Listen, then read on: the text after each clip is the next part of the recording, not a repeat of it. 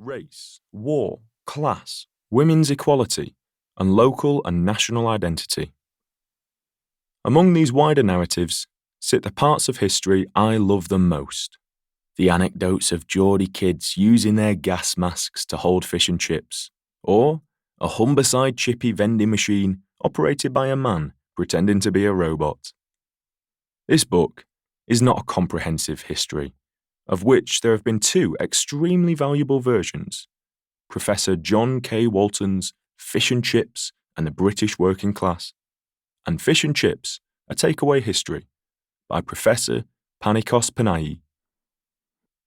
Nor is it a guide to the finest chippies, a delve into the sustainability of fishing, or a survey of potato types. At no point do I address health or dietary concerns. When chippy night is called, all that must go out the window. Look away now if you're expecting the work of a food critic. The book does not contain restaurant reviews, and I have eschewed pointed nitpicking of chippies and their products. Theirs is a hard enough job without some amateur possessing an unhealthy obsession with scraps putting the boot in. Of course, I have had bad fish and chips, sometimes in researching this book, but this is fundamentally a celebration. The sense of this being an arduous trade to operate was especially true in the period when I undertook my travels. A combination of post-Brexit supply chain difficulties, a shortage of cheap raw materials resulting from the war in Ukraine, and severe energy cost rises made running a chip shop more difficult than ever. Consequently, chippies were closing at a saddening and alarming rate. The National Federation of Fish Fryers warned of potentially an extinction event for small businesses. For customers, the central repercussion was a stark increase in the price of this traditionally affordable treat. Even takeaway fish and chips had, in many places, climbed above the psychologically sacrosanct £10 barrier. This troubled backdrop provided compelling motivation for travelling and writing. More than ever, I felt a determination to cherish and champion this food and these places. I wanted to let daylight in upon magic, considering and then explaining the sorcery behind fish and chips, and to show that our chippies retain resilience and vigour. This will be a love letter, not a eulogy. Moreover, it is far from controversial to assert that our country's recent past has been somewhat fractious.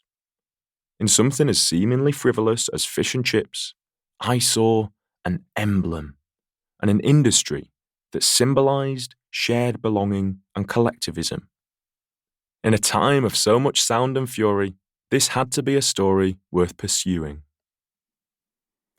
Although my journey for this book started on the east coast of Scotland, my chippy odyssey really began in the North Yorkshire village I grew up in, Copmanthorpe. As a child, my friends and I would sit on a low wall outside Bill's. No food tasted so divine as the scorching fish and chips we ate on those cold evenings, often as a second sneaky tea, steam rising into the black sky. There followed other pillar and staging post chippies. After Middlesbrough football matches, my dad would take me to the Essex Street shop in that town, its windows forever glazed with fried heat. "Any fish tonight?" the fryer would ask as we entered, always a good sign, along with a cue, as it meant freshly prepared food. When I later became a dad myself, going for fish and chips came to be something my daughter and I did together from a very young age. She is a teenager now, but still a wave of preposterous pride washes over me when she begs for a trip to the chippy.